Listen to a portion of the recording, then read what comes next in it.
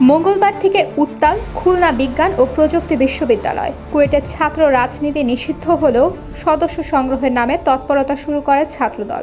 সাধারণ শিক্ষার্থীরা এর প্রতিবাদ করলে মারমুখী হয়ে ওঠে ছাত্রদল। তাদের লাঠি সোটা রামদা অস্ত্রের আঘাতে আবারও রক্ত ঝরেছে সাধারণ শিক্ষার্থীদের।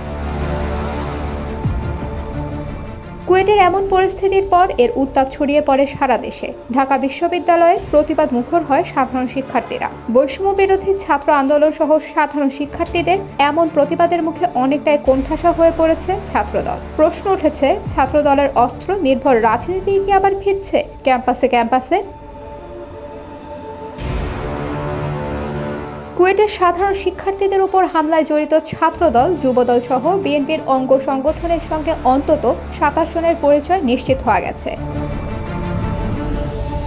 হামলায় সরাসরি অংশ নেন দৌলতপুর থানা যুবদলের সাবেক সহ-সভাপতি মাহবুবুর রহমান, ছিলেন খানজাহান আলী, বিএনপির সাধারণ সম্পাদক আবু সাইদ আব্বাস, যুবদল নেতা রাসেল, ছিলেন আল আমিন হাওলাদার। মামলায় সরাসরি অংশ নেন যোগীপাল ইউনিয়ন বিএনপির সাংগঠনিক সম্পাদক মামুন মেম্বার। হামলায় সশরীরে অংশ নেন ২ নং ওয়ার্ড যুবদল নেতা শামীম, ছিলেন যুবদল নেতা মানিক মাতব্বর। আরেক যুবদল নেতা মানিক অংশ নেন ন্যাক্কারজনক এই হামলায়। দেখা গেছে যুবদল নেতা বাবুকে, ছিলেন ২ নং ওয়ার্ড বিএনপির সভাপতি ইকবাল হোসেন মিজান, ছিলেন খানজাহান আলী, বিএনপির সাংগঠনিক সম্পাদক মোল্লা সোহাগ, খানজাহান আলী থানা ছাত্রদলের আহ্বায়ক এবং খানজাহান আলী বিএনপি নেতা আজম ও রফিকুলকেও ঘটনাস্থলে দেখা গেছে।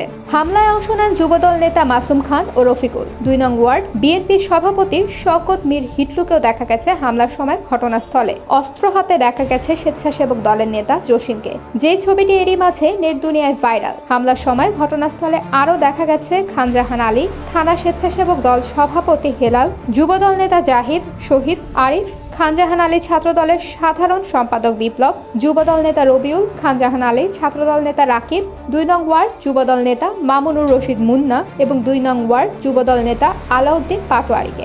ঘটনার ফুটেজে স্পষ্ট হয় কিভাবে পরিকল্পিতভাবে ছাত্রদল, যুবদল সহ খুলনা বিএনপির অঙ্গ সংগঠনের নেতারা একত্রিত হয়ে নিরস্ত্র সাধারণ শিক্ষার্থীদের উপর হামলা করে। এসব ফুটেজ ভাইরাল হওয়ার পর দেশজুড়ে প্রতিবাদে ফুঁসে উঠেছে সাধারণ শিক্ষার্থীরা। প্রশ্ন উঠেছে, ক্যাম্পাসের দখল নিতে ছাত্রদল কেন এত মরিয়া? ছাত্রদলের অস্ত্রের রাজনীতির লাগাম টেনে ধরতে না পারলে শেষমেশের খেসারতকে বিএনপিকেই দিতে হবে, এমন প্রশ্ন রেখেছেন বিশ্লেষকরা।